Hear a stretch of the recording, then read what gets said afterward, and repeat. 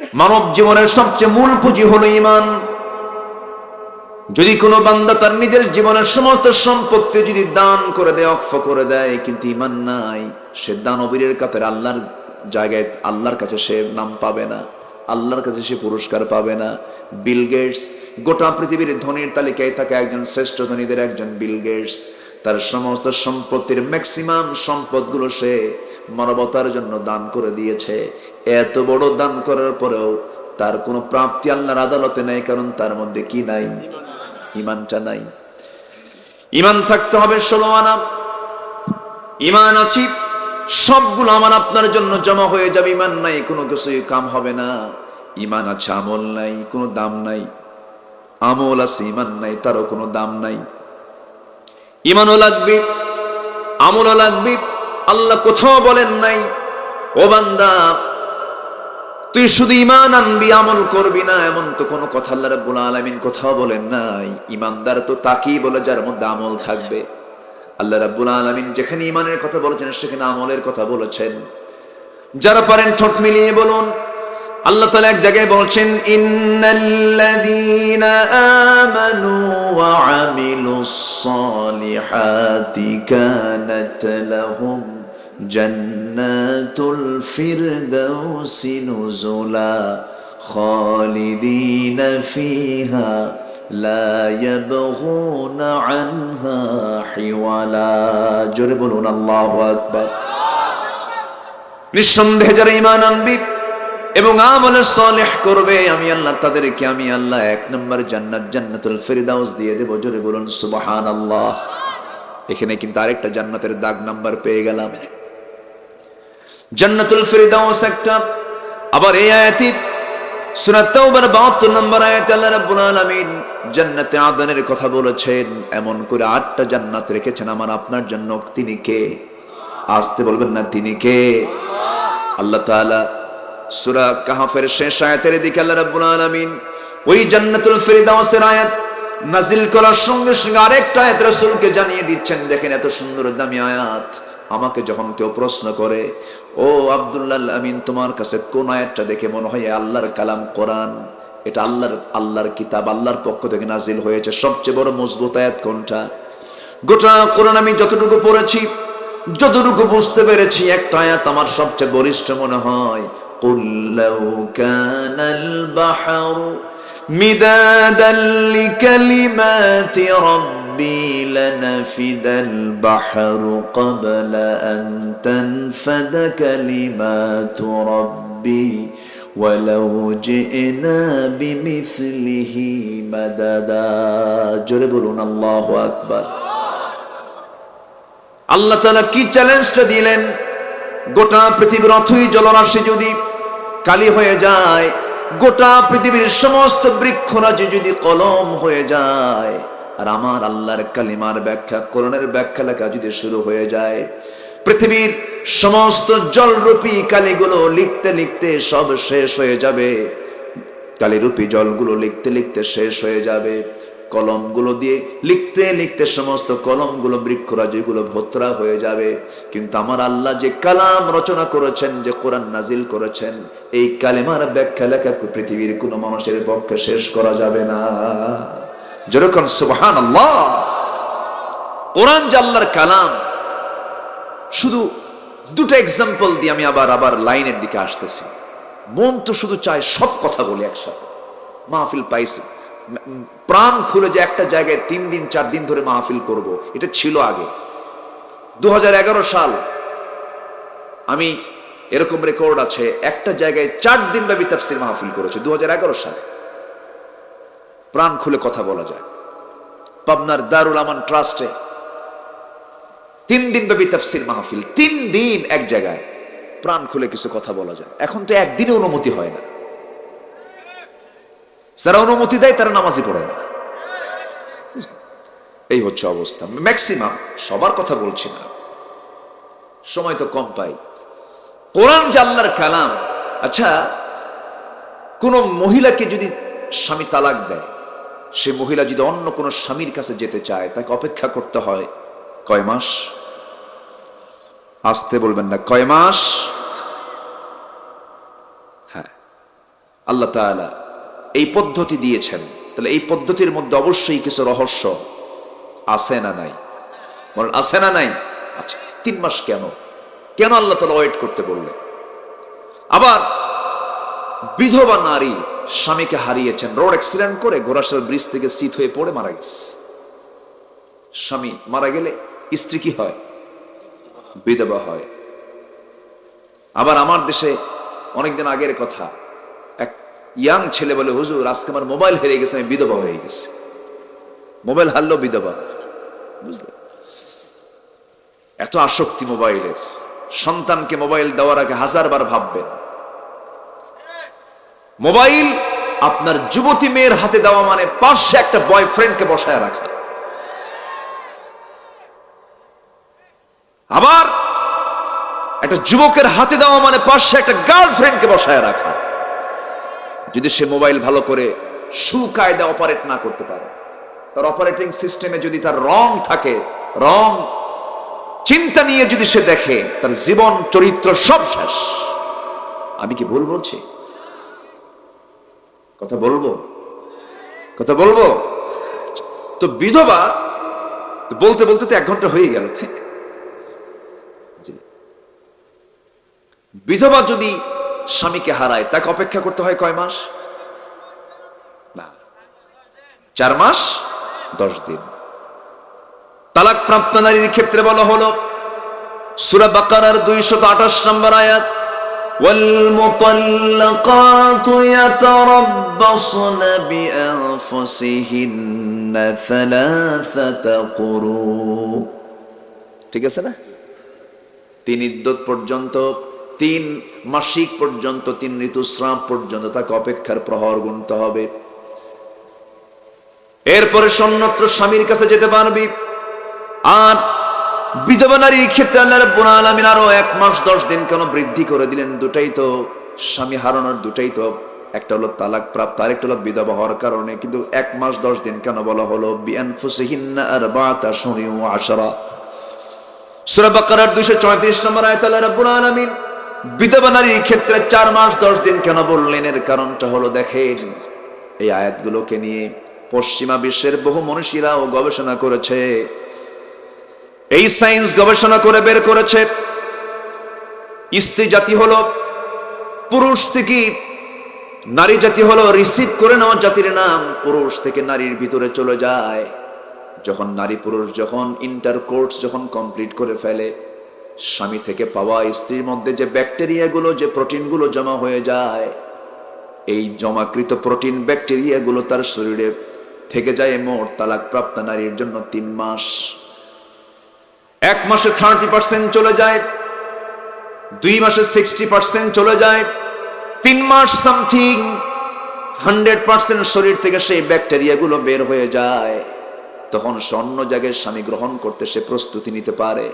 আর যদি এর আগেও যদি কারোর সঙ্গে তার বিয়ে হয়ে যায়, 3 মাস আগে যদি এরকম বিবাহের যদি কোনো কাজ সম্পন্ন করতে চায়, নতুন রোগে আক্রান্ত হয়ে পড়বে, সমাজে রোগ ছড়িয়ে পড়বে, রোগী হয়ে যাবে।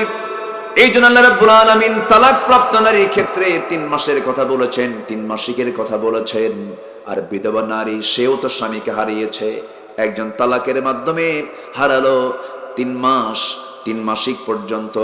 আর স্বামীর মৃত্যুর মধ্য দিয়ে হারালেন 4 মাস 10 দিন। কেন 1 মাস 10 দিন কেন বৃদ্ধি করা হলো? এর কারণ হলো তালাক হয় ঘৃণার মধ্য দিয়া, আর বিধবা স্বামীকে হারায় এর মধ্যে মোহাব্বত কমে না, আরো বাড়ে।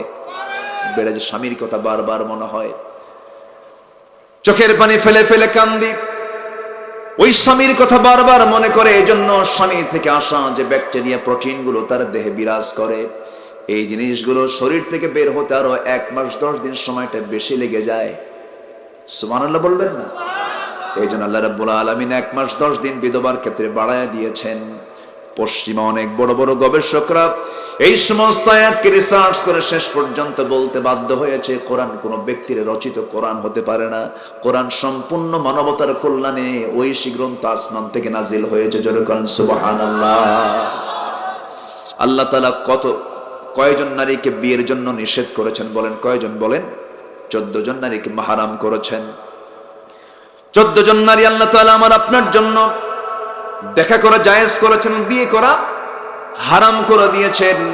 সূরা নিসার আল্লাহ রাব্বুল আলামিন একটা আয়াতে সুন্দর করে বলছেন, সূরা নিসার 23 নম্বর আয়াতে আল্লাহ রাব্বুল আলামিন বলছেন, حرمت عليكم أمهاتكم وبناتكم وأخواتكم وعماتكم وخالاتكم وبنات الأخ وبنات الأخت।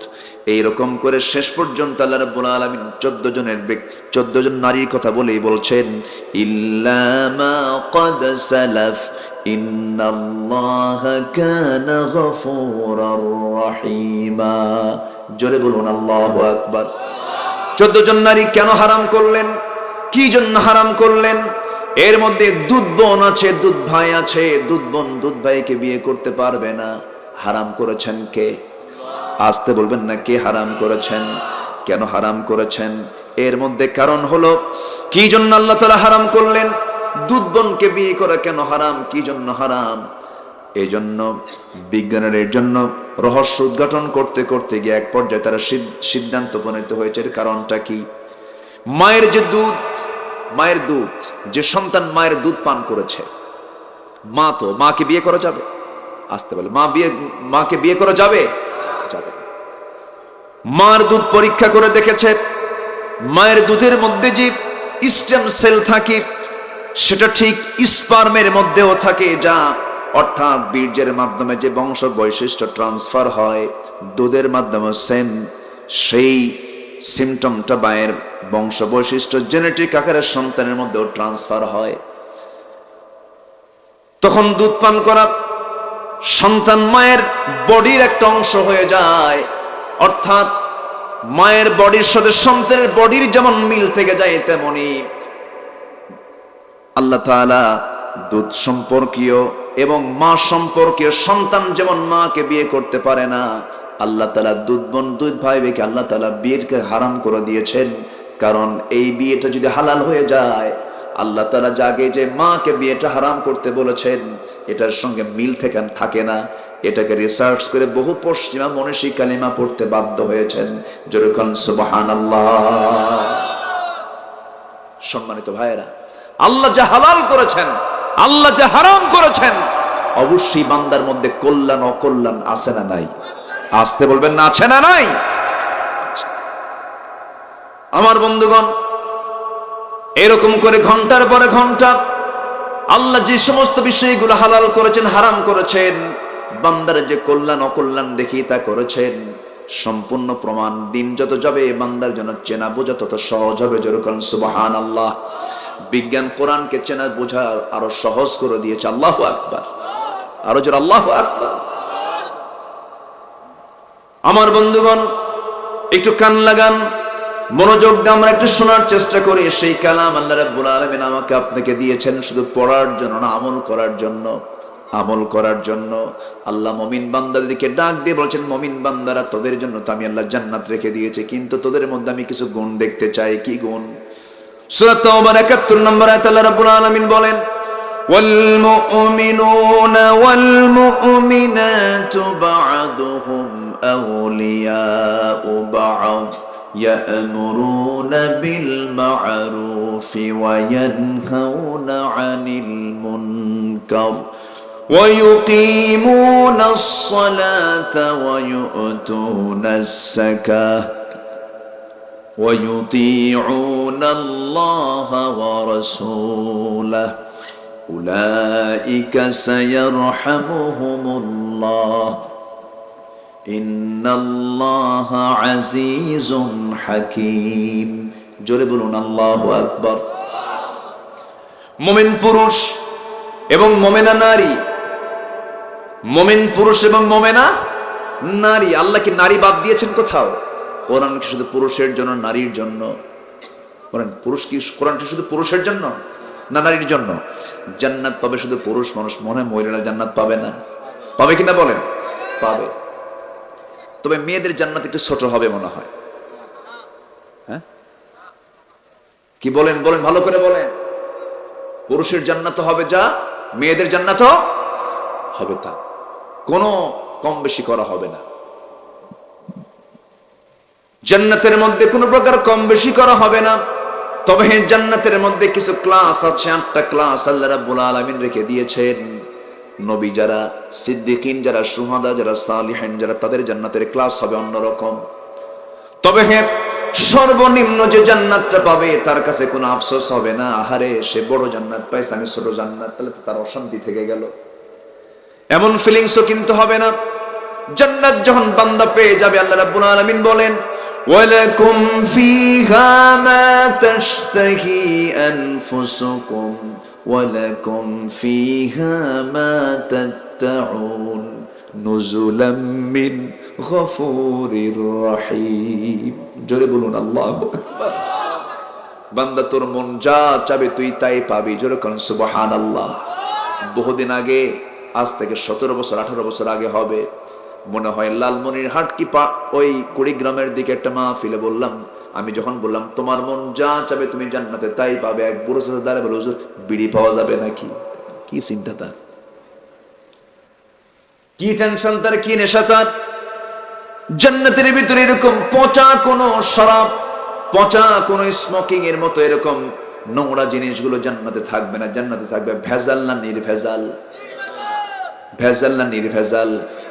মনে হয় খাবারের মধ্যে এখন কি যেন দেয়, ফরমালিন টরমালিন সেখানে থাকবে না, ফ্রেশ খাবার থাকবে সেই জায়গায়। জান্নাতের মধ্যে কোনো ঘুমও থাকবে না। ঘুম তো লস, দুনিয়ার জিন্দেগিতে বান্দা ঘুমায়, এটা লস প্রজেক্ট। আমাদের 60 বছরের জিন্দেগির 30 বছরটা 20 বছর জুড়েই হলো ঘুম। ঘুম তো একটা লস। জান্নাতের মধ্যে বান্দার কোনো ঘুম থাকবে না, কিন্তু কোনো ক্লান্তিও থাকবে না, জোরে কোন সুবহানাল্লাহ। জান্নাতের মধ্যে কোনো টয়লেট থাকবে না, কি থাকবে না বলেন? বান্দার পেশাব পায়খানা লাগবে না। জান্নাতের মধ্যে কোনো টয়লেট নাই, কোনো পেশাব পায়খানা নাই। জান্নাতের মধ্যে এমন কোনো কারবার থাকবে না। অনেক পাগলগুলো বলে, নাস্তিকরা বলে, দেখ হুজুরদের ওয়াজগুলো দেখ, জান্নাতের মধ্যে নাকি পায়খানা নাই, মানুষ বাঁচবে কেমনে? বেকুব, তুই যখন মার পেটের মধ্যে 10 মাস ছিলি, কোন পায়খানায় পায়খানা করছিস? ক আল্লাহু আকবার বলবেন না? যেরকম আল্লাহু আকবার। যে আল্লাহ তাআলা 10টি মাস মার পেটের মধ্যে পায়খানা ছাড়া যদি রাখে দিতে পারেন, আল্লাহকে জান্নাতের মধ্যে এমনটা পরিবেশ তিনি তৈরি করতে পারেন না? অবশ্যই পারেন। জান্নাতে গিয়ে যদি টয়লেট খুঁজি, পায়খানা খুঁজি, জান্নাত পায় লাভটা হলো কি? দুনিয়ার স্বভাব, দুনিয়া হলো পায়খানার জায়গা, দুনিয়া হলো ঘুমানোর জায়গা, দুনিয়া হলো এই সমস্ত কারবারের জায়গা। জান্নাতের মধ্যে এগুলো থাকবে না। জান্নাতের নাজ নিয়ামতে ধন্য হবে। দুনিয়ার খাবার বাবা খায় একই চাল, সন্তান খায় একই চাল, বাবার চুল দিন দিন পাকে, আর বাবার বাবার চুল দিনে দিনে পেকে যায়, আর ছেলের চুলটা দিন দিন ম্যাচিউর হয়। বাবার চামড়াগুলো ধীরে ধীরে ঢিল হয়ে যায়, কুচকে যায়, ছেলের চামড়াগুলো দিন দিন টাইট হয়ে যায়। কিন্তু জান্নাতের মধ্যে কারো চুল কালো হবে না, কারো চামড়া ঢিল হবে না। যে খাবারগুলো খাবে কোনোদিন বুড়ো হবে না, সব এক বয়সের থেকে যাবে। জোরে কোন সুবহানাল্লাহ। সেই জান্নাত কি পেতে চাই না আমরা? আস্তে আস্তে কয় জান্নাত নেবেন না আপনারা? জান্নাত নেবেন না? যা করবো আমরা কিসের আশায়? কোন কিসের আশায়? জান্নাতের আশায়। আল্লাহ তাআলা যুবকের জন্য হুর রেখে দিয়েছেন, জান্নাতের মধ্যে হুর রেখে দিয়েছেন। ওয়াহুরুন আইন কামসালিল লুলুইল মাকনুন লা ইয়ামাস, কেবল জাযাআম বিমা কানু ইয়ামালুন। জোরে বলুন আল্লাহু আকবার। আরেক জায়গায় বলছেন লাম ওয়াহুরুন আইন লাম ইয়াতমিসহুন্না ইনসুন ওয়ালা জান্নুন। জোরে বলুন আল্লাহু আকবার। জান্নাতের মধ্যে যে হুরগুলো হবে, যে হুরগুলোকে কোন জিন ইনসান কখনো স্পর্শ করে নাই, এমন হুর তোমাকে দেওয়া হবে। সেই হুরকে সবাই নিতে রাজি আছে না বলেন তো? বুড়ো চাচাও কয় হ রাজি আছে, বুড়ি জানলে কিন্তু খবর আছে। আবার মেয়েরা কিন্তু আবার হুরের গল্প, মেয়েরা হুরের গল্প শুনলেও কিন্তু বিরক্ত হয়। কি ঠিক আছে না? প্রশ্ন করে মাঝে মাঝে, হুজুর জান্নাতে কি স্বামীর জন্য কি হুরকে আসলে দেওয়া হবে? দেখছেন কি চিন্তা। আল্লাহ তাআলা নারীকে এই স্বভাব দিয়ে সৃষ্টি করেছেন। আল্লাহ তাআলা পুরুষকে জান্নাতের মধ্যে হুর দিবেন, বলেন জোরে কোন আলহামদুলিল্লাহ। আল্লাহ তাআলা কি অফারটা দিচ্ছেন, জান্নাতের মধ্যে আল্লাহ তাআলা এমন কিছু খাবার দিবেন, এমন কিছু খাদ্য দিবেন যা বান্দা কল্পনাও করতে পারে নাই, এমন কিছু আসন দিবেন, এমন কিছু জায়গা দিবেন যে জায়গাগুলো বান্দা কল্পনাই করতে পারে নাই। সুবহানাল্লাহ বলেন। আল্লাহ তাআলা বলছেন, বান্দা ফজরের 2 রাকাত নামাজ পড়, আমার কাছে ফজরের 2 রাকাত নামাজের দাম, সুন্নত নামাজের দাম খায়রুদ দুনিয়া ওয়া মা ফিহা, দুনিয়া এবং দুনিয়ার মাঝে যা কিছু আছে তার চেয়ে বেশি দামি হলো আমার কাছে ফজরের 2 রাকাত সুন্নত নামাজ। বুকটা পড়ে যায়, মসজিদ সব পাকা পাকা, ফজরের মুসল্লি নাই, 3 জন মুসল্লি মোটে, ইমাম মুয়াজ্জিন আর খাদেম। হয়তো চাকরি না থাকলে এরাও থাকতো না। আমি কি ভুল বলতেছি? মডেল মসজিদ বানান ভালো কথা, মডেল মসজিদ আগে দরকার না মডেল মুসল্লি আগে দরকার? আসতে কয় আগে মডেল মসজিদ না আগে মডেল মুসল্লি? মুসল্লি আগে দরকার। আমার নবীর মসজিদ মডেল ছিল না, পাকা ছিল না। আমার নবীর মসজিদ ছিল কাঁচা। 2 জন এতিমের কাছ থেকে টাকা দিয়ে কিনে নিয়ে এতিমের জায়গাটা ক্রয় করে আমার রাসূল মসজিদ বানিয়েছিলেন, যার খুঁটি ছিল খেজুর গাছের গুল, বেড়া ছিল খেজুর গাছের পাতা, উপরের সামিয়ানাটা, উপরের যে কি বলে এটাকে, চালটা ছিল এটাও খেজুর গাছের ডাল দিয়ে করা। সাহাবে কেরাম সেজদা দিতেন, কপাল বালু মাটি দিয়ে লেগে যেত, কপালটা বালু দিয়ে সব লেগে থাকতো। সাহাবে কেরাম নামাজ পড়তেন এমন একটা গরম পরিবেশে, প্রচন্ড গরমের ভিতরে, কোনো এসি নাই, কাঁচা মসজিদ, মসজিদে কোনো মাইকও নাই। আজান দিতেন বেলাল, মাইক বিহীন আজানে, মাইক বিহীন মাইকে কি বলে, মাইক ছাড়া আজান যে বেলালটা দিতেন, সে আজানটা এত সুন্দর করে আল্লাহ রাব্বুল আলামিন কবুল করেছেন, আরশ আজিম পর্যন্ত বেলাল আজানটা পৌঁছে গেছে। জোরে কোন সুবহানাল্লাহ। আজকে মসজিদের মিনারে মিনারে আজান হয়, বেলাল যে আজানটা দিয়েছে সে আজান তো আজকের সেই মিনারে খুঁজে পাওয়া যায় না, কারণ বেলাল যে দিল দিয়ে আজান দিয়েছেন সে আজানটা কিন্তু আজকের মুয়াজ্জিনদের ভিতরে নাই। এই জন্য মসজিদ কাঁচা দরকার না ইমান কাঁচা মসজিদ কাঁচা দরকার, মসজিদ কাঁচা দরকার না ইমান কাঁচা দরকার? বলেন বলেন বলেন বলেন। মসজিদ কাঁচা দরকার, মসজিদ কাঁচা থাক, ইমান কি হোক, পাকা হোক। আর এখন কি আগে দরকার বলেন, কি আগে পাকা দরকার? মসজিদ পাকা হোক, ইমান কাঁচা হলে ভালো হয়। কারণ ইমান কাঁচা না হলে মসজিদ কমিটির সভাপতি তো সুদখোর হওয়া যাবে না। আমার কথার মধ্যে হিকমত কিছু আছে, ভুল বুঝবেন না। ইমানদার যদি নামাজে যদি পাকা ইমানদার হয়, মুসল্লি যদি পাকা হয়, সেই মসজিদের সভাপতি কখনো সুদখোর হতে পারে না। আমার দেশের ম্যাক্সিমাম মসজিদ কমিটির সভাপতি সুদখোর, সেক্রেটারি ঘুষখোর, ক্যাশিয়ার মদখোর। আমি কি ভুল বলতেছি? খতিব খুতবা দেবে কেমনে? খতিব খুতবা দাঁড়ায় গেছে জুমার দিন, হঠাৎ করে আয়াতের মধ্যে বলে ফেলছে 2টা আয়াত, আহাল্লাল্লাহুল বাইআ ওয়া হাররামার রিবা লা তাকুলুর রিবা দাআফা মুদাআফা, সুদ খায়ও না। এই ওয়াজ করতে করতেই খতিব সাহেবের কাজ কাম পায় নাই, নজর দিছে হলো সওয়াদের দিকে।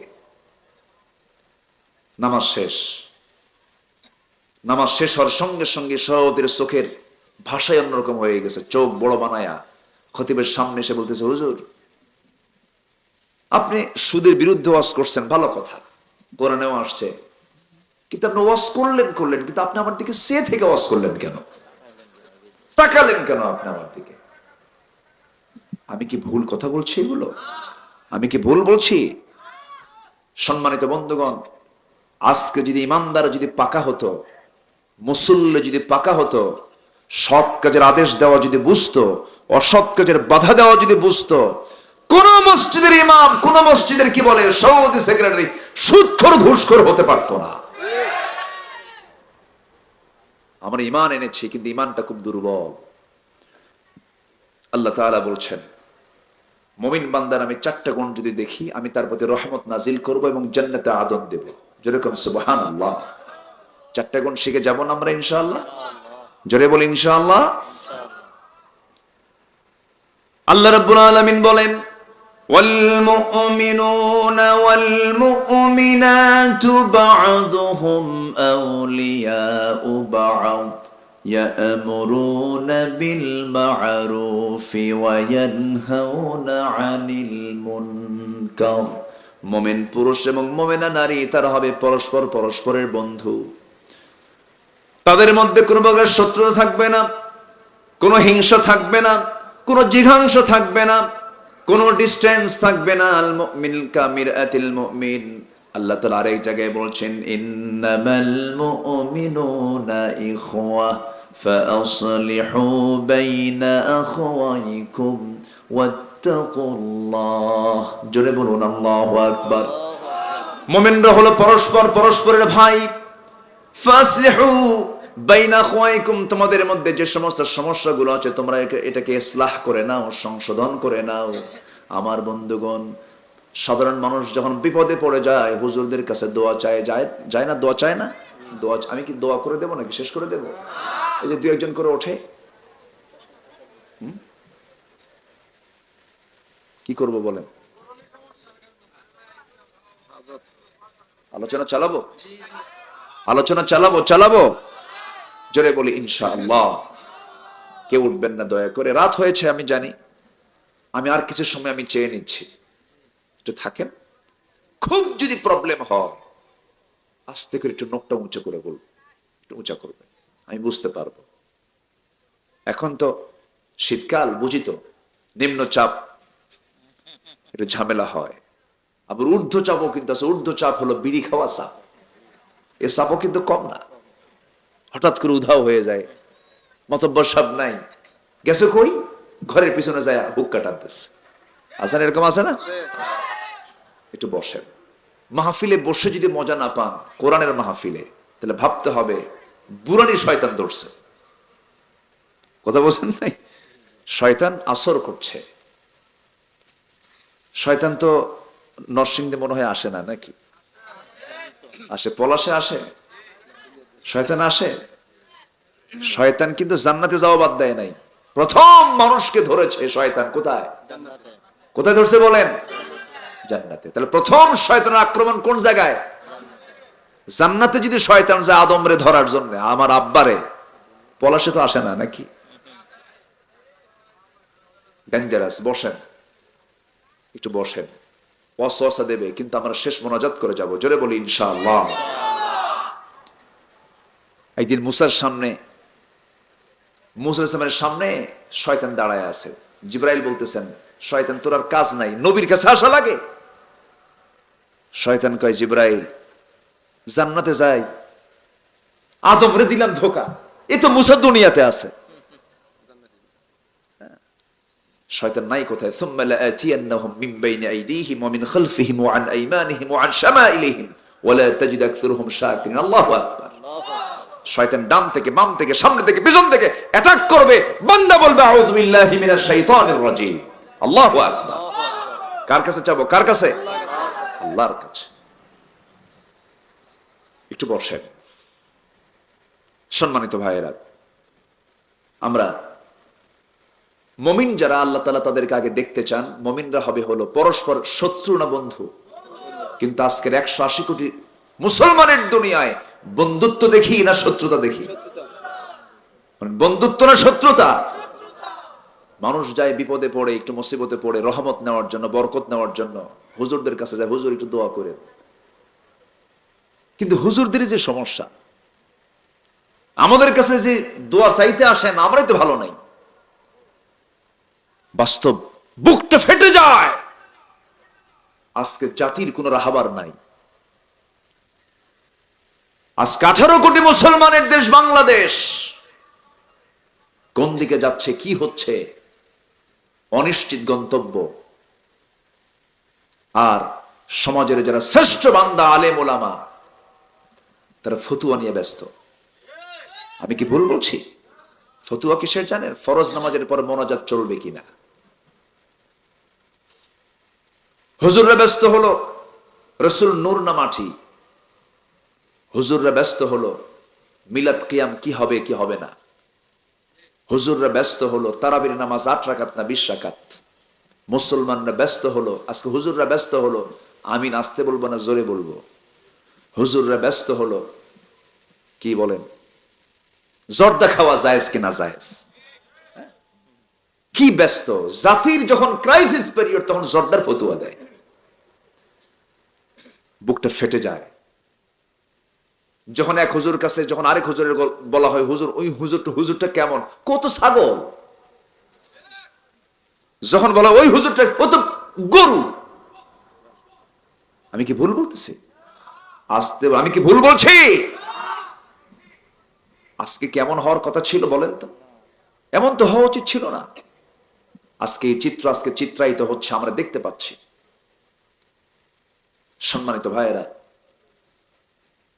দোয়া চাইতে আসেন হুজুরদের কাছে, আমি উল্টা দোয়া চাচ্ছি সব হুজুরের জন্য, সবাই দোয়া করেন আল্লাহ যেন হুজুরদেরকে একটা প্ল্যাটফর্মে আসার তৌফিক দেন। জোরে বলি আল্লাহুম্মা আমিন। আজকে একজন আরেকজনকে সহ্য করতে পারে না, শয়তান মার্কেটিং এ বের হয়, কিছু জুলুম নিয়ে যায়, হিংসা নিয়ে যায়, কৃপণতা নিয়ে যায়, হিংসা নিয়ে যায় হলো আলেমদের ভিতরে, যা আলেমদের মধ্যে এগুলো ছেড়ে দেয়। আল্লাহ তুমি আমাদেরকে হিংসা থেকে বাঁচাও, কৃপণতা থেকে বাঁচাও, জুলুম থেকে বাঁচাও। জোরে বলি আল্লাহুম্মা আমিন। তাহলে আমাদের সম্পর্ক তো হবে শত্রুতার না বন্ধুত্বের? বন্ধুত্বের। সাহাবা কেরামদের মধ্যে কি ছিল দেখেন। আমার নবীজি ইন্তেকাল করেছেন, ইন্তেকালের মোটামুটি কয়েক বছর পর প্রথম খলিফার ইন্তেকাল হয়ে গেল। দ্বিতীয় খলিফার নাম কি বলেন? একটু বলেন বলেন, একটু মুখ থেকে বললে পরে ঘুমটা চলে যাবে, অ্যাটেনশনটা বৃদ্ধি পেয়ে যাবে, আমি জানি আপনারা জানেন। এরপরও বললাম, প্রশ্ন করলে উত্তর দিলে পরে মনোযোগ আলোচনায় কম হয় না বেশি হয়? দ্বিতীয় খলিফার নাম কি? ওমর। অনেক দিন আগে একটা মাহফিলে বললাম ওমরে ফারুককে চিনেন কে? সামনে থেকে ছোট্ট এক ছেলে দাঁড়ায় বলে হুজুর আমি চিনি। কে? আমাদের বাড়ির দোতলায় ভাড়া থাকে। ও যা জানছে তাই উত্তর দিছে। সাইয়েদনা ওমর ফারুক রাদিয়াল্লাহু তাআলা আনহু অর্ধ দুনিয়ার শাসনকর্তা, বিশাল বড় রাজত্ব নিয়ে তিনি রাজত্ব করেছেন, কিন্তু এমন রাজত্ব নয়, তার কোনো রাজ সিংহাসন ছিল না, তার কোনো বড় বাংলো ছিল না। কুঠির ঘর থেকে, সামান্য ছোট্ট ঘর থেকে তিনি গোট অর্ধ দুনিয়া শাসন করেছেন। এক জামায় তিনি পড়তেন ঘুরে ফিরে, জামার পেছনটা ছিঁড়ে যেত, তালিযুক্ত পোশাক তিনি পড়তেন, খালি গায়ে মাঝে মাঝে চলতেন, হাতে একটা ছোট্ট লাঠি থাকতো, লাঠি দিয়া ওটাকে বালিশ বানাতেন, বালুতে শুয়ে পড়তেন। ওমরের জীবনটা এত সিম্পল ছিল, এত সিম্পল ছিল। একদিন তার বউ, তার স্ত্রী একদিন 60 দিরহাম জমা করে স্বামীর কাছ থেকে কিছু দিরহাম নিয়ে কয়েক মাসে 60 দিরহাম জমা করে বিশেষ খাবার রান্না করেছেন, যার মধ্যে ছিল হলো দুধ থেকে যেটা বের হয় ঘি দিয়ে কিছু রান্না বান্না করেছেন। সেই ঘি মিশ্রিত কিছু রান্নার দামি রান্না করে স্বামীকে সন্তুষ্ট করার জন্য সেই খাবারটা হাজির করলেন সামনে, বললেন আমার স্বামী বহুদিন যাবৎ ভালো খাবারগুলো আমরা খেতে পারি না, আজকে বিশেষ রান্না করেছি, এগুলো পাইছো কোথায়? ঘি পাইছো কোথায়? আপনার থেকে কিছু টাকা জমা করেছিলাম। ঘি মিশ্রিত দামি খাবার তার সামনে যখন দেওয়া হলো, তিনি খাওয়ার আগেই চিন্তা করলেন এবং প্রশ্ন করলেন স্ত্রীকে, শোনো আমার স্ত্রী, এই খাবার কি আমার দেশের জনগণ সবাই খেতে পারে নাকি? না, কেউ তো খেতে পারে না। যে খাবার আমার দেশের জনগণ খেতে পারে না, সেই খাবার ওমর কখনো তার পেটে তুলতে পারে না। সুবহানাল্লাহ বলবেন না? সেই সাইয়েদনা ওমর ফারুকের শাসনামল, রাসূল ইন্তেকাল করেছেন, সেই নবীর মুসাল্লায় নামাজ পড়াচ্ছেন ওমর ফারুক রাদিয়াল্লাহু তাআলা আনহু। নবীর ইন্তেকাল হয়েছে, প্রথম নামাজ পড়িয়েছেন আবু বকর সিদ্দিক রাদিয়াল্লাহু তাআলা আনহু। অর্থাৎ দেশ যে চালাবে সে কি নামাজ পড়বে না পড়াবে? জোরে বলেন। দেশ যে চালাবে সে নামাজ পড়বে না পড়াবে? শাসকের দায়িত্ব নামাজ পড়া না পড়ানো? নামাজ পড়া না পড়ানো? যতদিন পর্যন্ত আমরা মুসলমানদের শাসককে যতদিন আমরা নামাজ পড়াতে দেখব না, ততদিন পর্যন্ত সমাজে কখনো শান্তির বাতাস আমরা অনুভব করতে পারবো না। ঠিক কিনা? আকলমন্দ ইশারা বা আরশাদ, সচেতন ব্যক্তির জন্য ইঙ্গিতটাই যথেষ্ট। আমার বন্ধুগণ, একটু মনোযোগ দিয়ে শোনেন। দ্বিতীয় খলিফা ওমর ফারুক রাদিয়াল্লাহু তাআলা আনহু নামাজ পড়াচ্ছেন ফজরের। ওইদিকে তার শাসনামলে ফজরের আযান হয় নাই, তাহাজ্জুদের সময় হয়ে গেছে। এমন সময় সাইয়েদনা আলী বিছানায় ঘুমাচ্ছিলেন, তাহাজ্জুদ পড়বেন। ঘুম থেকে ওঠার একটু আগে স্বপ্নের মধ্যে দেখতে পেতেছেন আমার নবী তার দরজায় হাজির হয়ে গেছেন। দরজায় হাজির হয়ে বলছেন, আলী, বহুদিন যাবত তোমাকে দেখি না, তোমার সঙ্গে আমার কথোপকথন হয় না। ও আলী, তোমাকে আজকে দেখতে এসেছি। এই কথা বলি রাসূল তার শিয়রে বসলেন। শিয়রে বসে তার ব্যাগ থেকে অনেকগুলো খেজুর থেকে একটা খেজুর তিনি একটা হাতে 3 আঙ্গুলে তুলে নিলেন। 3 আঙ্গুলে তুলে নিয়ে বলছে, আলী, তোমাকে একটু খেজুর খাইয়া দিই, তুমি মুখটা ফাঁকা করো। মুখটা ফাঁকা করলেন, খেজুর একটা তুলে দিলেন। সেই খেজুরটা সাইয়েদনা আলী তিনি খেলেন। স্বপ্নের মধ্যেই খাওয়া শুরু করেছেন। তৎক্ষণাৎ তার ঘুমটা ভেঙে গেল। ঘুম ভেঙে যাওয়ার সঙ্গে সঙ্গে তিনি লক্ষ্য করে দেখেন তার জিহ্বার ভিতরে তাজা খেজুরের স্বাদ ফুটে উঠেছে। দিলটা তারা প্রশান্ত হলো, জুবান আলেন, নামাজে দাঁড়ায় গেলেন। স্বপ্নে যদি কেউ এই দুনিয়ার কোন মুসলমান যদি রাসূলকে দেখে, শয়তান তার সুরত ধারণ করতে পারে না, সে 100% রাসূলকে দেখতে পায়। সাইয়েদনা আলী চোখের পানি আটকাতে পারলেন না, ওযু বানালেন, নামাজে দাঁড়ালেন। নামাজে দাঁড়িয়ে শুকরিয়া আদায় করলেন, তাহাজ্জুদটা পড়লেন, ফজর নামাজ পড়ার জন্য মসজিদে চলে গেলেন। ওমর ফারুক ইমামের মুসল্লায় দাঁড়ানো, নামাজটা শেষ হয়ে গেছে।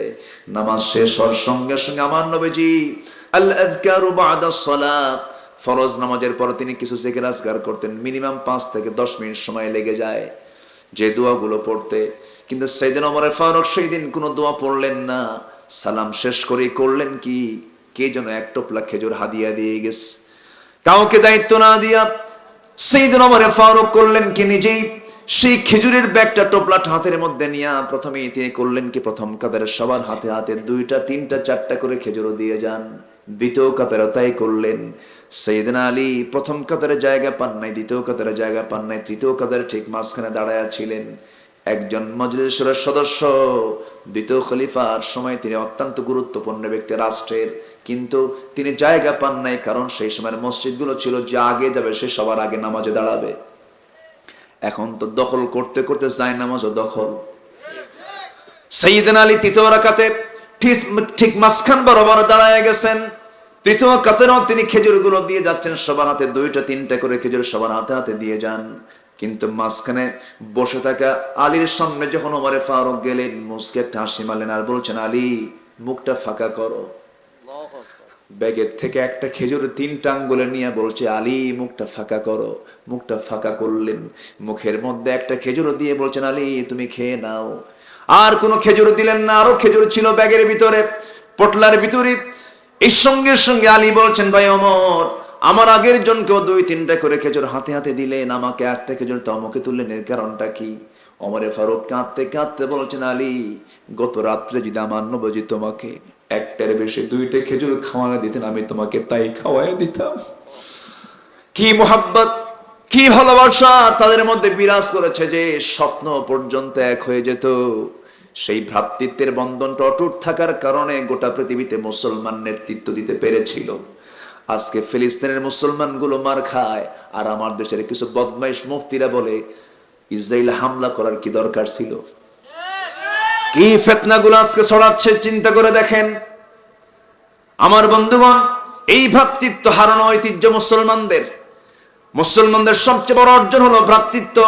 নবীজি মক্কার মানুষ হিজরত করে মদিনায় চলে গেছেন। অনেক ধনী ধনী সাহাবী নবীর সঙ্গে হিজরত করে চলে আসছেন মদিনায়। যারা হাজার হাজার কোটি টাকার মালিক ছিল, বড় বড় বিজনেসম্যান তারা ছিলেন। তার মধ্যে একজন ছিলেন ধনকুবের একজন বড় একজন ধনী ছিলেন আব্দুর রহমান ইবনে আউফ রাদিয়াল্লাহু তাআলা আনহু। ইসলাম কবুল করেছেন, মক্কা ছেড়েছেন। বউটা ইসলাম কবুল করেন, সন্তানটা ইসলাম কবুল করে নাই। সাইয়েদনা আব্দুর রহমান ইবনে আউফ রাদিয়াল্লাহু তাআলা আনহু মক্কা ছেড়ে মদিনায় যখন চলে আসলেন, বউ নাই, বাচ্চা নাই, ব্যবসা নাই, বাণিজ্য নাই, মসজিদ থেকে নামাজ পড়েন, বাইরে বের হয়ে বসে থাকেন। রাসূল তার দিকে তাকে একদিন কেঁদে ফেলে বলছেন, আব্দুর রহমান, তোমাকে দেখে আমার বড় কষ্ট হচ্ছে। আজকে তোমার কিচ্ছু নাই, অথচ নিজের চোখে দেখেছি মক্কায় তোমার সব ছিল, বউ বাচ্চা, ব্যবসা বাণিজ্য, অর্থবিত্ত সব ছিল। আব্দুর রহমান, তোমার কি মন খারাপ হয় না? আব্দুর রহমান মুস্কি হাসি মেরে বলছি, ইয়া রাসূলুল্লাহ, আল্লাহর কসম করে বলি, মক্কায় আমি যা কিছু ছেড়ে আসছি তারা চেয়ে বড় দৌলত পেয়েছি, সেটা হলো ঈমান পেয়েছি। আর আমি আপনাকে রাসূল, আপনাকে পেয়েছি, আপনাকে পেয়েছি। রাসূল খুব খুশি হয়ে গেলেন। রাসূল বলছেন, আব্দুর রহমান, এরপরও তোমার কিছু করা দরকার, দেখি তো কি করা যায়। এক ধনী আনসার সাহাবীকে ডাক দিলেন, ধনী আনসার সাহাবী, এদিকে আসো। ও আমার আনসারের সাহাবী, দেখো তো আমার প্রিয় সাহাবী আব্দুর রহমানের জন্য কিছু করা যায় নাকি। সঙ্গে সঙ্গে আনসারের সাহাবী কথাকে বরকত মনে করে তাকে ঘোড়ার পিঠে উঠায় নিলেন। চলুন আব্দুর রহমান, আমার কিছু জায়গা দেখে আসি। বড় দুইটা খেজুর বাগান দেখায় দিলেন।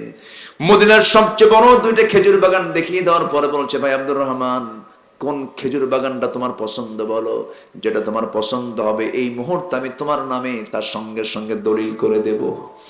সঙ্গে সঙ্গে আব্দুর রহমান বললেন, ভাই আনসার সাহাবী, আর তুমি কি বলতে চাও বলো। এবার তিনি বলতেছেন, শোনো, সম্পদ তো দিলাম, কিন্তু বিয়ে তো কোনো মেয়ে তোমার সঙ্গে দেবে না, কোনো মেয়ের বাপ তোমার সঙ্গে বিয়ে দেবে না, কারণ তোমার কিচ্ছু নাই এই মদিনায়। অতএব আল্লাহ পাক আমাকে দুইটা স্ত্রী দান করেছেন, যে কোনো একটা স্ত্রী তালাক দেব, সময় মতো তুমি আমার সেই তালাক প্রাপ্ত বউটাকে তুমি বিয়ে করে নেবা। কি মুহাব্বত তাদের মধ্যে কাজ করেছে। এই কথা শুনে আব্দুর রহমান ইবনে আওফ বলছে, ভাইয়া আনসার সাহাবী, তোমার বউ তালাকের দরকার নাই, খেজুর বাগান দলিল করে দেওয়ার দরকার নাই, আমি না পেলে সন্তুষ্ট হব, বরঞ্চ তুমি আমাকে একটু ছোট্ট বাজার দেখিয়ে দাও, ছোট্ট ব্যবসা দেখিয়ে দাও, একটু ব্যবসা করা শিখিয়ে আমি এখানে নতুন ব্যবসা শুরু করতে চাই। ছোট্ট বাজারে দেখানো হলো, ব্যবসা শুরু করলেন। কয়েক রতি সোনা কামাই হলো, কয়েক আনি না, কয়েক ভরি নাই, কয়েক আনি সোনা তার কামাই হয়ে গেল। বিয়ের প্রয়োজন তিনি ফিল করলেন, বিয়েটা সম্পন্ন করলেন। বিয়ে সম্পন্ন করার 3 দিন 4 দিন পর নবীর সামনে গিয়ে হাজির হয়ে বলছেন, ইয়া রাসূলুল্লাহি, আমি আজকে খুব আনন্দিত। রাসূল তার পোশাক আশাক দেখে আর গায়ের সুগন্ধে দেখে বলছে, আব্দুর রহমান, তোমার মতলব দেখে তো ভালো মনে হচ্ছে না, তুমি কিছু ঘটাইছো নাকি, বিয়ে করছো নাকি? হুজুর, বিয়ে করে ফেলছি। আমার দাওয়াত দিলা না? হুজুর, মনি ছিল না। যেরকম সুবহানাল্লাহ, সহিহ বর্ণনা, মনি ছিল না। আমার রাসূল বেজার হলেন না। রাসূল বলেন, ও আব্দুর রহমান, বিয়ে করেছো ভালো কথা, কিন্তু একটা বিষয় আমার জানার দরকার আছে। তুমি তো আনসার নয়, তুমি তো মুহাজির, কিছুই তো তোমার নাই। বিয়ে করলা, তুমি মরণার টাকা দিলা কোথায়, কেমনে তুমি এগুলো সংগ্রহ করলা? হুজুর, আমি ব্যবসা করেছি, কয়েক রতি সোনা কামাই করেছি, ওই রতি দিয়ে আমি বিয়ে করে নিয়েছি। রাসূল এতটা খুশি হলেন। রাসূল বললেন, ও আল্লাহ, আমার আব্দুর রহমানের পরিবারে বরকত দাও, ব্যবসায় বরকত দাও। যেরকম সুবহানাল্লাহ, আমার নবীজির দোয়াটা এমন দ্রুতভাবে কবুল হয়ে গেল যে আব্দুর রহমান হয়ে গেলেন মদিনার সবচেয়ে ধনীদের তালিকার একজন ধনী সাহাবী। যেরকম সুবহানাল্লাহ। তাবুক অভিযানে 3 বস্তা সোনা দিলেন। কয় বস্তা? 3 বস্তা সোনা দিলেন। এবং তিনি যখন মারা যান, সন্তানদের মধ্যে যখন সম্পদ বন্টন হবে, কুড়াল দিয়ে কেটে কেটে সোনা ভাগ করে সন্তানদের মাঝে বন্টন করা হয়েছিল। যেরকম আল্লাহু আকবার। আমার বন্ধুগণ, সেই ভ্রাতৃত্বের বন্ধন থাকার দরকার আমাদের এখন কম না বেশি? আসতে বলবেন না, কম না বেশি দরকার? আমরা এই ভ্রাতৃত্বের বন্ধন আমরা তৈরি করবো, জোরে বলি ইনশাআল্লাহ। আল্লাহ এই ভ্রাতৃত্বের বন্ধন দেখতে চান বলেই আল্লাহ আগে বলছেন, বা'দুহুম আউলিয়াউ বা'দ, তোমরা পরস্পর পরস্পরের বন্ধু হবে। 4টা কাজ করবে, তাহলে তোমরা সফল হয়ে যাবে। শত্রু হয়ে কাজ করলে কোনো কাজ হবে না।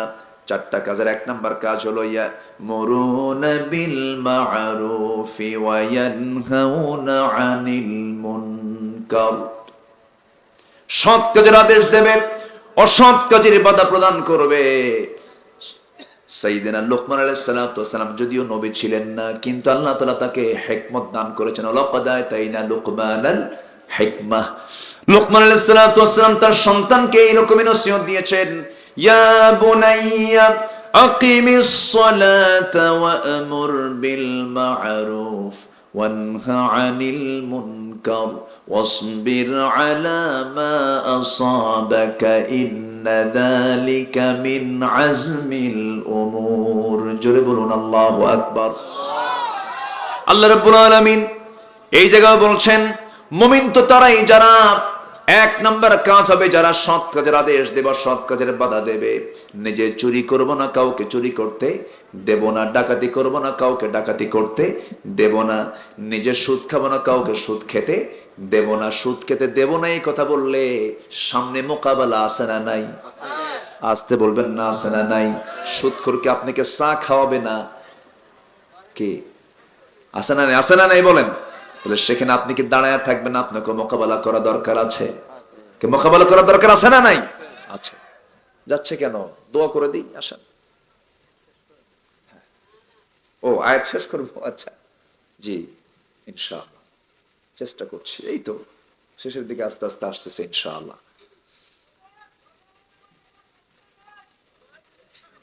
এই বাইর থেকে যত রক্ত লাগে দেব, প্রয়োজনে লোক পাঠাবো, মাগার আমি যাব না, তাই না? বসে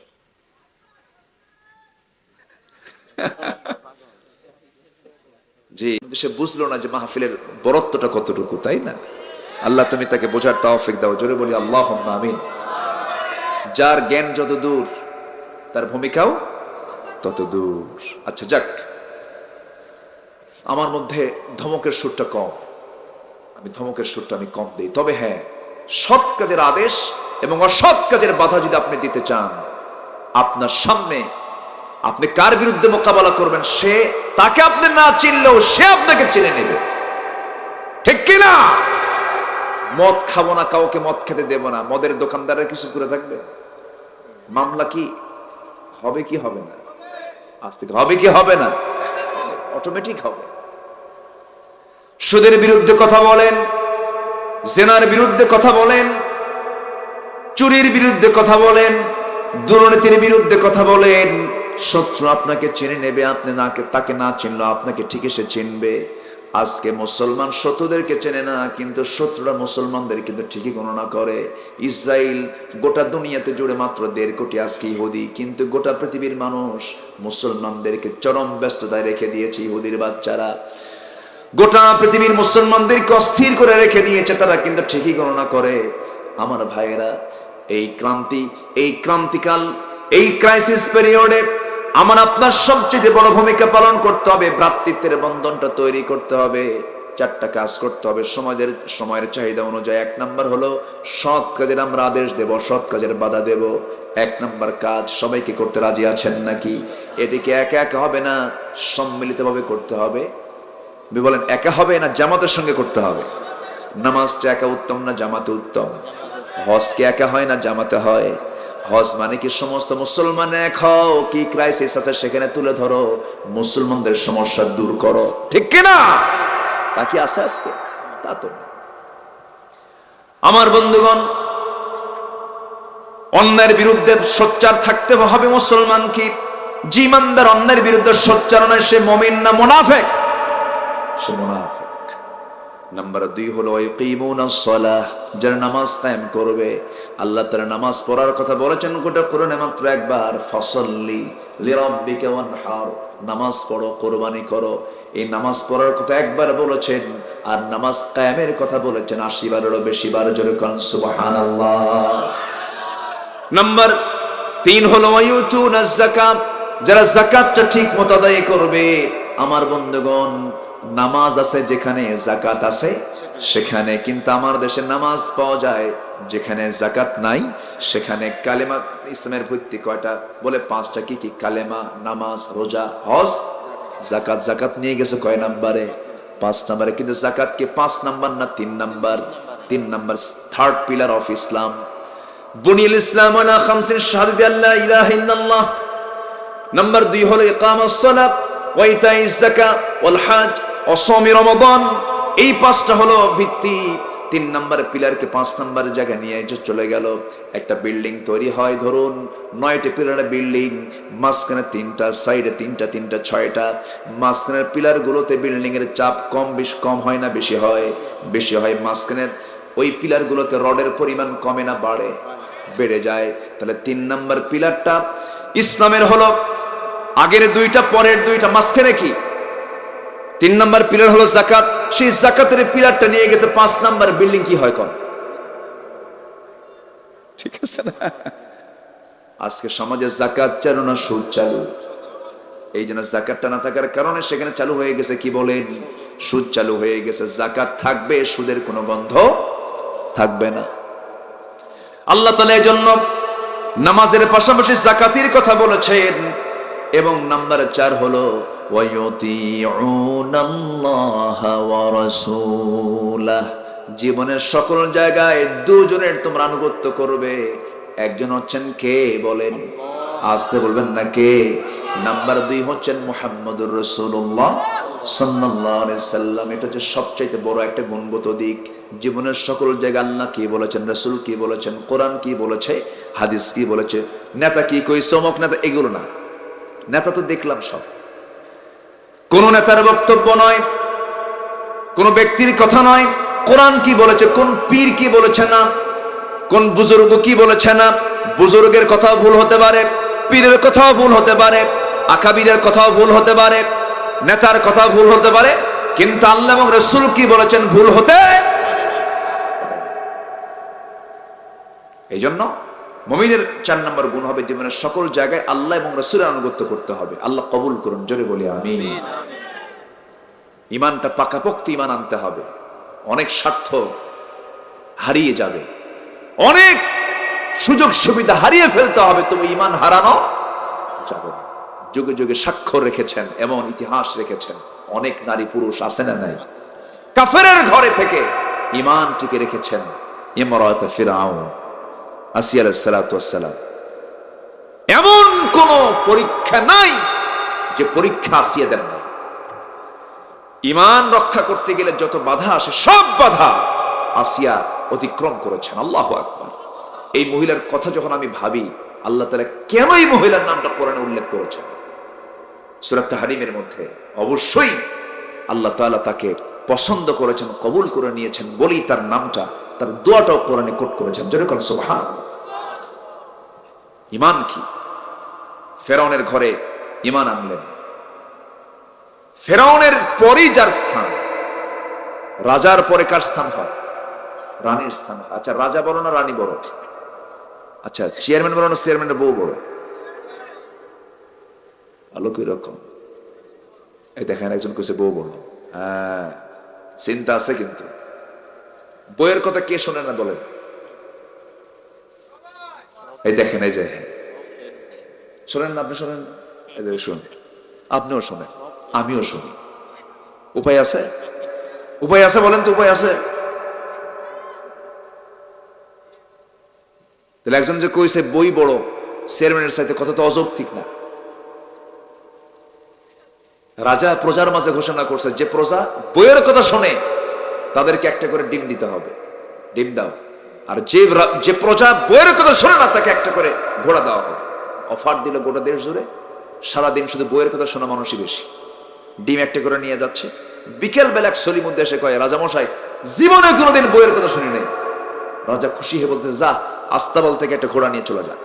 সে করছে কি, একটা কালো ঘোড়া নিয়ে চলে গেছে বাড়িতে। বউ কালো ঘোড়া দেখে বলতেছে, এই কালো ঘোড়া কোন জায়গা থেকে আনলা? রাজা আমাকে উপহার দিয়েছে। তো উপহারের ঘোড়া আনছো, এই কালো ঘোড়া আনে নাকি? এটা কোনো কালার হলো? এটা চেঞ্জ করে লাল ঘোড়া আনো যাও। বুঝতেছেন? আচ্ছা, ফেরত আসছে। রাজামশাই ঘোড়া হয়নি কেন? ঘোড়াটার কালারটা কালো হয়েছে, লাল হলে ভালো হয়। কে পরামর্শ করে দিল? কে? বউ আমার শিখায় দিল। রাজাকে ঘোড়া থুইয়া ডিম নিয়ে যা।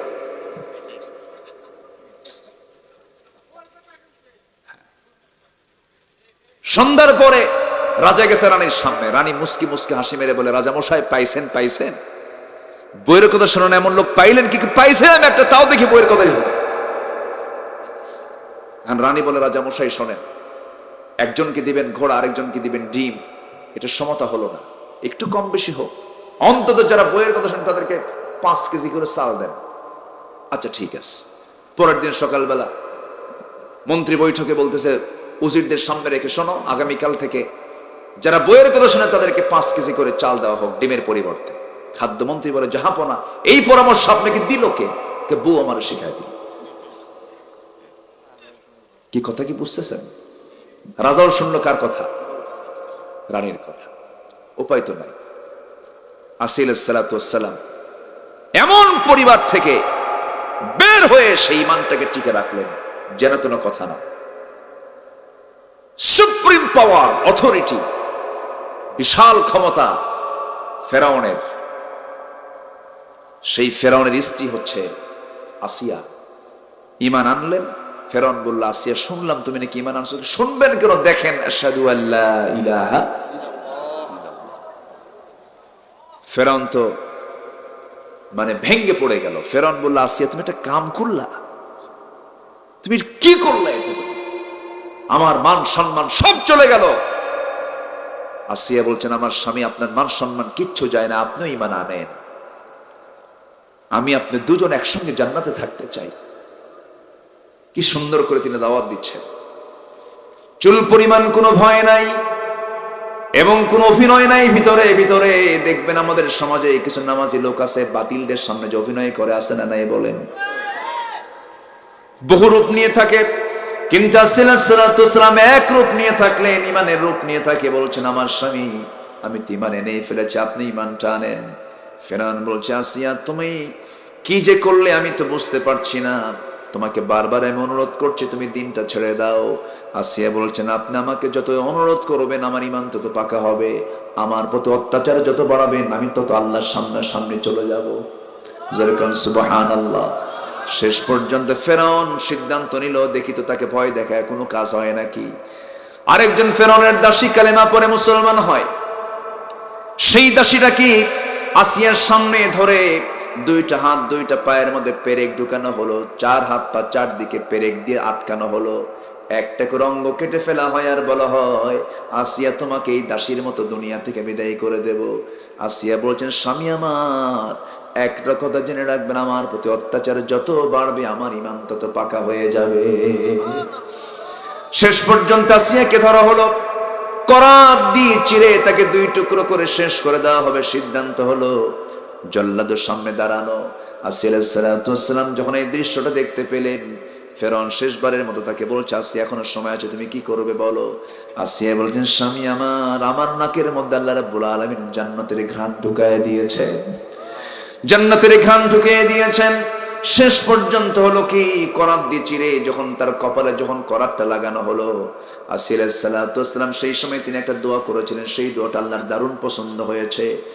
তার কিতাব ছিল তাওরাত, অথচ তার দোয়াটা স্থান পেল কোরআনে কারীমের ভেতরে। সূরা তাহরিমের মধ্যে আল্লাহ রাব্বুল আলামিন বলছেন, তার দোয়াটা উল্লেখ করছেন, যখন তার কপালে যখন করাত দিয়ে যখন চেরা হবে, রক্তগুলো ফিনকে দিয়ে পড়া শুরু হয়ে গেছে, হাতটা উঁচু করে তিনি দোয়া করছেন, রব্বি বিনিলি ইনদাকা বাইতান ফিল জান্নাতি ওয়া নাজ্জিনি মিন ফিরআউনা ওয়া আমালি।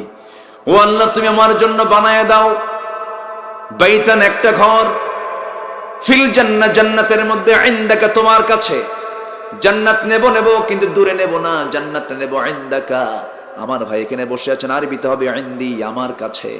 আসিয়া দোয়া করছেন, ইনদাকা, আল্লাহ আমাকে ফেরাউন আজকে মেরে ফেলতেছে, আমার স্বামী আমাকে আজকে দুই টুকরা করে শেষ করে দিতেছে, আমার কোনো দুঃখ নাই, মরতে রাজি, হাসতে হাসতে মরছি আল্লাহ তোমার জন্য, কিন্তু আমাকে জান্নাতটা দিবে ইনদাকা, তোমার কাছে, বাইতেন, একটা ঘর, ফিল জান্নাহ, জান্নাতের মধ্যে। আল্লাহু আকবার। একটা ঘর তুমি আমাকে দিবা, আমাকে ফেরাউন থেকে বাঁচাও, তার দুষ্কর্ম থেকে বাঁচাও। আমার বন্ধুগণ, আসিয়া আল্লাহকে দূরে রেখেছেন না কাছে নিয়েছেন? আজ ইমানদার আল্লাহকে দূরে রাখতে চায় না কাছে নিতে চায়? আমরা আল্লাহকে দূরে রাখবো না কাছে নেব? কাছে নেব। আল্লাহ বলছেন, বান্দারে তুই আমাকে কাছে নেওয়ার চেষ্টা করবি, আমি তোকে আরো বেশি কাছে নেওয়ার চেষ্টা করব। বান্দা তুই হেঁটে হেঁটে আসবি আমার দিকে, আমি তোর দিকে দৌড়ে দৌড়ে যাব। তুই আমার দিকে 1 হাত আগাবি, আমি তোর জন্য 10 হাত আগাবো। জোরে কান সুবহানাল্লাহ, আরো জোরে বলে সুবহানাল্লাহ। 2 টুকরা করে শহীদ করে দেওয়া হলো। দুনিয়া থেকে বিদায় নিয়ে দুনিয়ার সমস্ত নারী পুরুষকে জানান দিলেন, ও দুনিয়ার মুসলমান, ইমানটাকে টিকে রাখার জন্য হাসতে হাসতে আল্লাহর পথে এমন করে জীবন দিতে হয়। জোরে কান সুবহানাল্লাহ।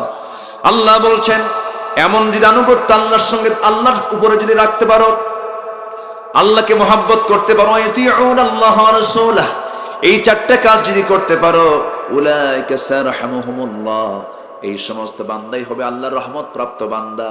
এবং আল্লাহ হচ্ছেন সবচেয়ে বড় মহাপরাক্রমশালী এবং মহা বিজ্ঞানময়, সবচেয়ে বড় মহাজ্ঞানী। আমার বন্ধুগণ, এই 4টা গুণ আমরা অর্জন করব, জোরে বলি ইনশাআল্লাহ। জীবনে 5 ওয়াক্ত নামাজ ছাড়বো না, এমন সিদ্ধান্ত কি নেওয়া যায়? নামাজ 5 ওয়াক্ত পড়বেন কারা কারা হাত তুলেন দেখি, জোরে বলি ইয়া আল্লাহ, আরো জোরে বলি ইয়া আল্লাহ। আমাদেরকে 5 ওয়াক্ত সালাত আদায় করার তৌফিক তুমি আল্লাহ দিয়া দাও, জোরে বলি আমিন, আরো জোরে আমিন। হাত নামান। সাথে আরেকটা কথা বলতে চাই, যারা বেনামাজি, যারা নেতৃত্ব দেয়, ওদের নেতৃত্ব আমরা মানব না। রাজি আছেন তো সবাই? নামাজি কি বেনামাজিকে মানতে পারে? নামাজি বেনামাজি, নামাজের নেতা কি বেনামাজি হতে পারে? যে নেতা আপনার জানাজার নেতৃত্ব দিতে পারবে না, যে নেতা আপনার হাতে মদের বোতল তুলে দেয়, যে নেতা ও যুবক তোমার হাতে অস্ত্র তুলে দেয়, নামাজের কথা বলে না, ওই সমস্ত নেতৃত্বের মুখে আমরা জুতা মারি, থুতু মারি। রাজি আছেন কারা কারা? হাত উঁচু করে দেখা।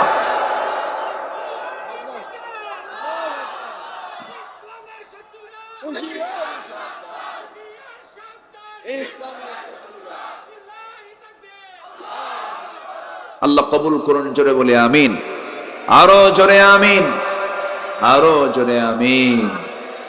অনেক কথা বলেছি, যতটুকু হয়েছে আমরা বলে ফেলি আলহামদুলিল্লাহ। আলোচনা চালাবো, চলো হুজুর মরুক।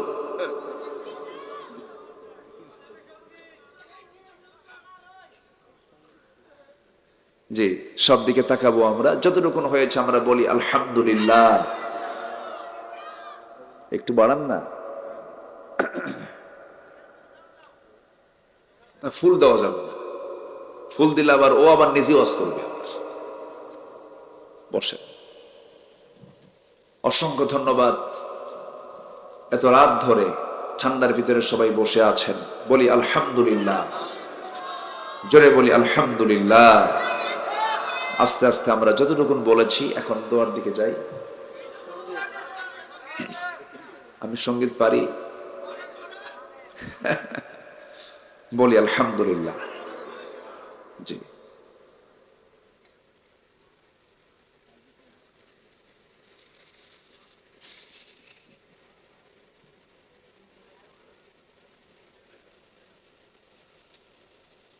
আমাদের প্রিয় রাসূল হচ্ছেন মুহাম্মদ সাল্লাল্লাহু আলাইহি ওয়াসাল্লাম। রাসূলকে নিয়ে ছোট্ট একটা গজল বলি, আমরা দোয়ার দিকে যাব। রাসূলের জন্ম হয়েছে কাবার ধারে। কিসের ধারে? কাবার ধারে জন্ম নিয়েছেন মুহাম্মদ সাল্লাল্লাহু। এলোকে কাবার ধারে, জানিস না কি রে, জানিস না কি রে, জানিস না কি রে।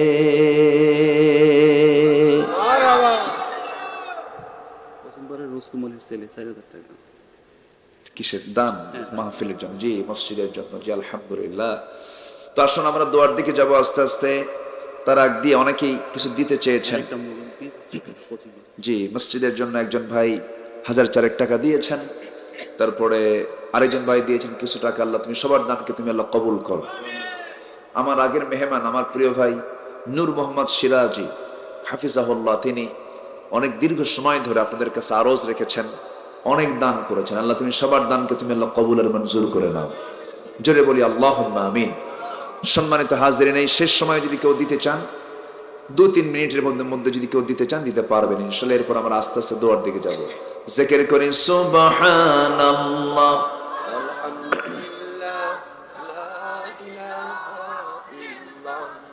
আরো জোরে সুবহানাল্লাহ, আলহামদুলিল্লাহ,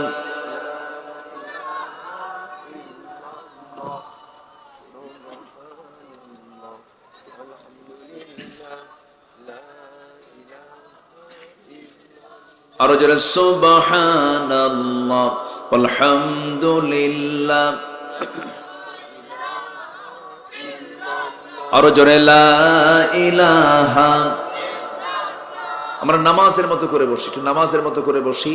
আমরা বিনয়ী, আমরা চাইবো কার কাছে? আল্লাহর কাছে। আল্লাহর কাছে সবাই বলে সুবহানাল্লাহ,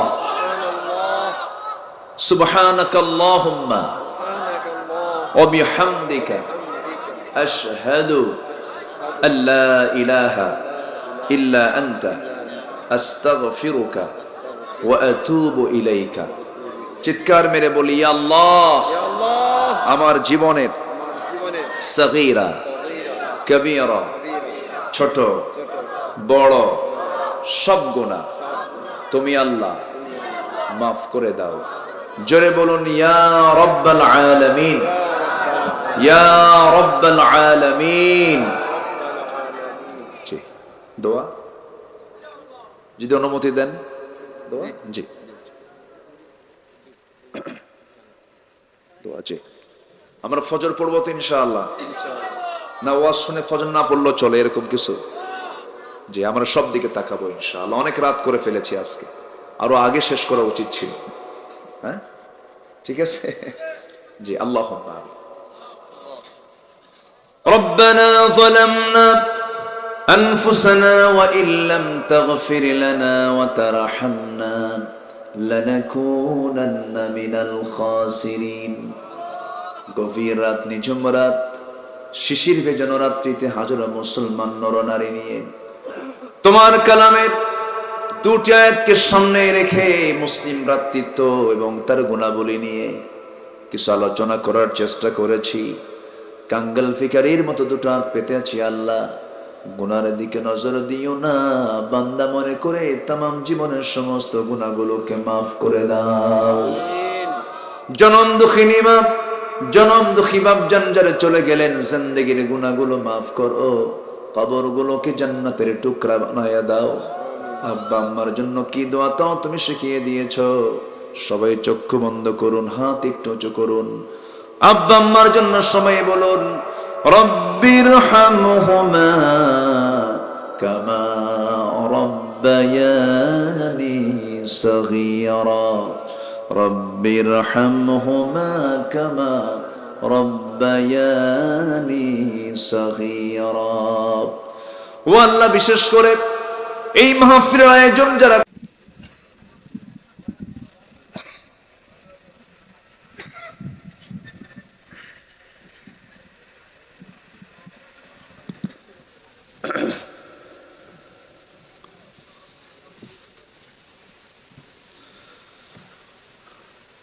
আসসালামু আলাইকুম ওয়া রাহমাতুল্লাহি ওয়া বারাকাতুহু। السلام عليكم ورحمة الله وبركاته.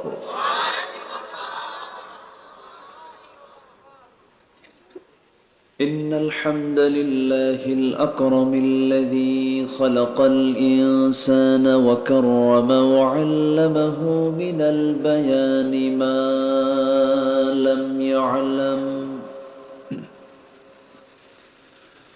فسبحان الذي لا يحصى امتنانه باللسان ولا بالقلم. نشهد أن لا إله إلا الله وحده لا شريك له، ونشهد أن سيدنا وحبيبنا ومولانا محمدا عبده ورسوله الذي أرسله بالحق بشيرا ونذيرا وداعيا إلى الله بإذنه وسراجا منيرا. فقد قال الله تعالى في كلامه المجيد وفرقانه الحميد: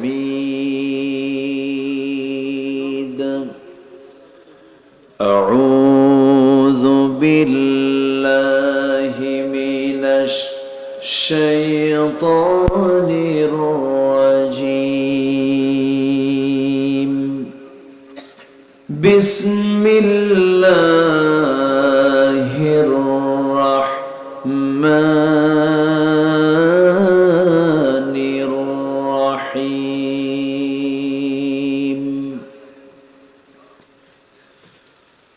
والمؤمنون والمؤمنات بعضهم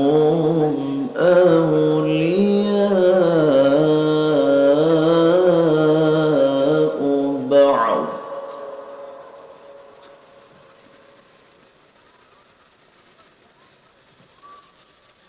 يأمرون بالمعروف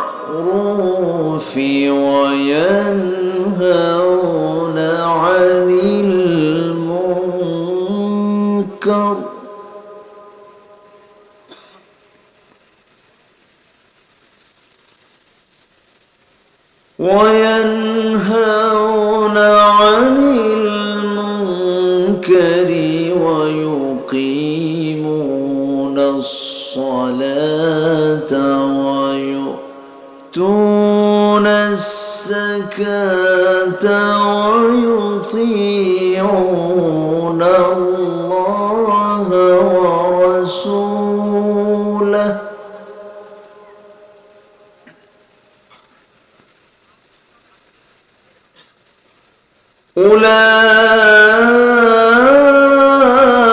أولئك سيرحمهم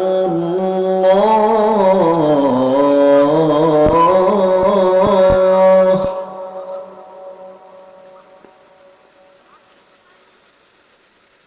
إن الله عزيز حكيم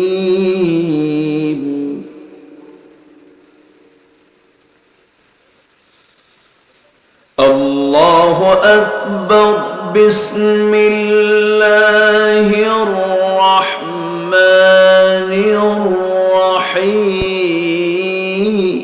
الرحيم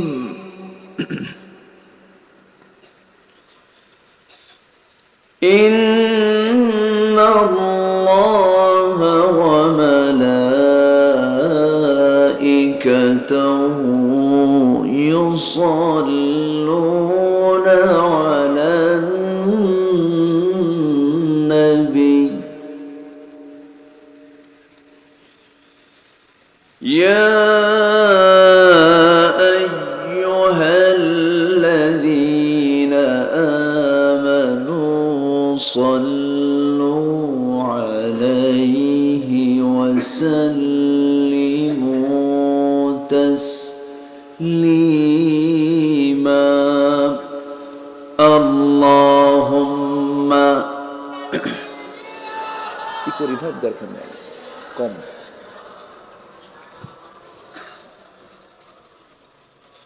وعلى آل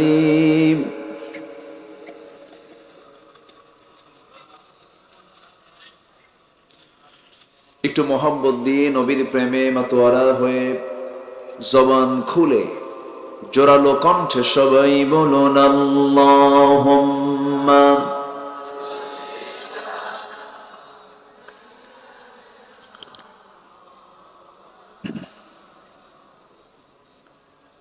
وعلى آل سيدنا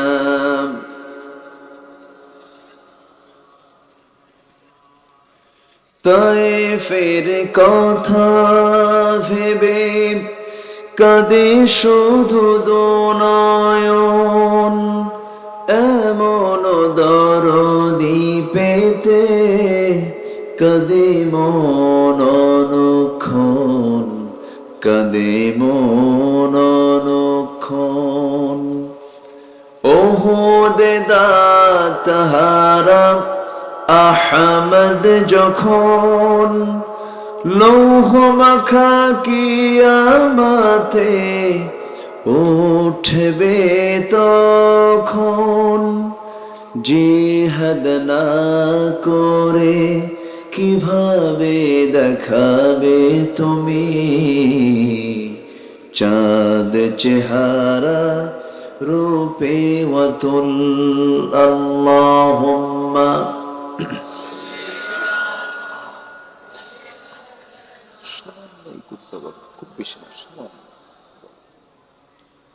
وعلى آل سيدنا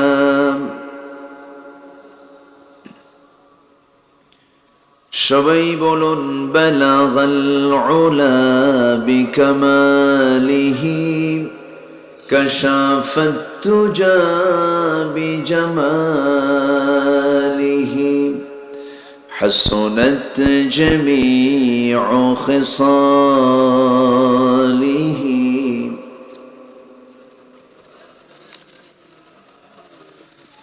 सूरत यूसुफ बिदारी हिकमत लुक़मान मा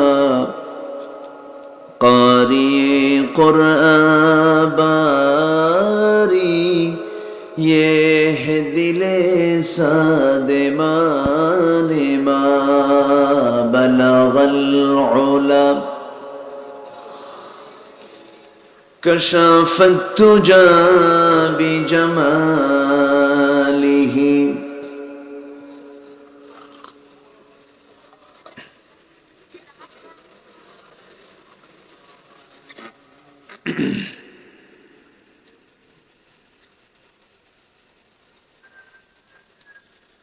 নরসিংদী জেলার পলাশ উপজেলার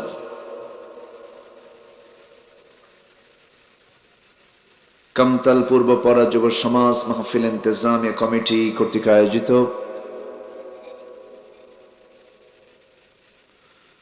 দুদিনব্যাপী তাফসীরুল কোরআন মাহফিলের সমাপনী দিবসের সম্মানিত সুযোগ্য সভাপতি, আজকের মাহফিলের সম্মানিত উদ্বোধক,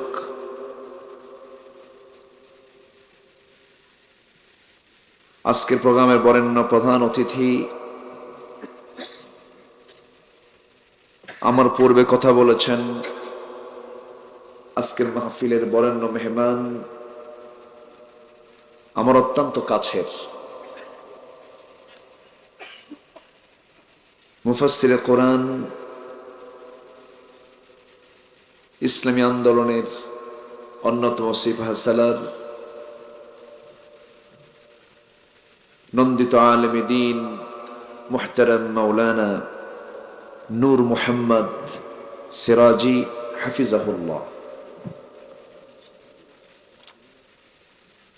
আজকের মাহফিলের সম্মানিত বরেণ্য অতিথি মুহতারাম মাওলানা কারি আজিজুল হক হাফিজাহুল্লাহ, উপস্থিত হযরত উলামায়ে কেরাম, ফদলাইজম, সুশীল সমাজ, জাতির শ্রেষ্ঠ সন্তান, শিক্ষক মণ্ডলী, জাতির বিবেক, সাংবাদিক বৃন্দ, সামনে উপস্থিত দূরে কাছের বিভিন্ন স্থান থেকে ছুটে আসা কালেমার ঝান্ডাবাহী, তাওহীদের পতাকাবাহী, দ্বীন ইসলামের নরসারদুল বীর মুজাহিদ, প্রাণ প্রিয় সম্মানিত দ্বীনী ভাইরা, আড়ালে বসে আছেন শ্রদ্ধেয়া সম্মানিতা মা বোনেরা।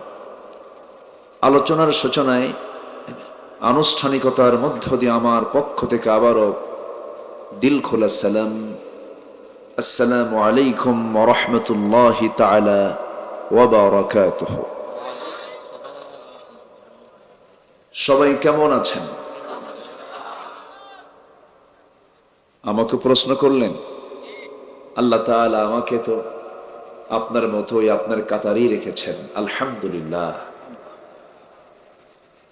সম্মানিত হাজিরিন, দুদিনব্যাপী তাফসীর মাহফিলের আজকে হলো সমাপনী রজনী, এবং সমাপনী রজনীর সর্বশেষ ক্লাসটা এখন শুরু হলো। দুদিন আলোচনা শুনতে শুনতে আপনারা ক্লান্ত হয়ে পড়েছেন, শেষ ক্লাসে বসেছি, আমাকে সময় দেওয়া যাবে তো নাকি? সবাই সময় দিতে রাজি আছি তো ইনশাআল্লাহ?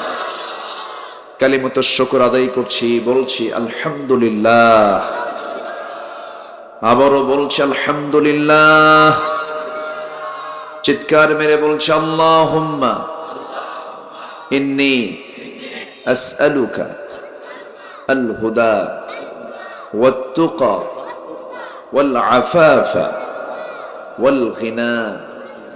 সবাই বলি আল্লাহুম্মা লাকা আসলামতু ওয়া বিকা আমানতু ওয়া আলাইকা তাওয়াক্কালতু ওয়া ইলাইকা আনাবতু ওয়া বিকা খাসামতু। আমরা আল্লাহ তাআলার শুকর আদায় করে নিলাম। সম্মানিত দ্বীনি ভাইরা, আমরা মূলত আলোচনা এখানে শুনতে এসেছি কোনো ব্যক্তির না, আল্লাহর। আল্লাহর সকল কথার সমষ্টি হলো তার নাজিল করা কালাম আল কোরআন আল করিম, আল কোরআন আল মজিদ। আল্লাহ তাআলা যা আজ থেকে ১৫০০ বছর আগে সর্বশেষ পয়গম্বর সৈয়দুল মুরসালিন নবিয়ুনা সৈয়দুনা মুহাম্মদুর রাসূলুল্লাহ সাল্লাল্লাহু আলাইহি সাল্লামের উপরে ২৩ বছরে প্রয়োজনের পরিপ্রেক্ষিতে মক্কা এবং মদিনায় এই কোরআন নাজিল হয়েছিল।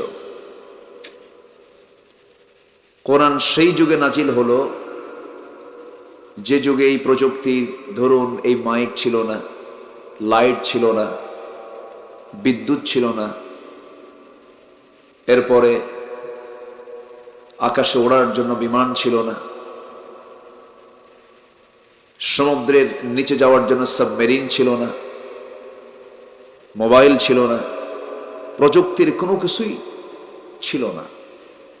সেই ১৫০০ বছর আগে নাজিল হওয়া কিতাব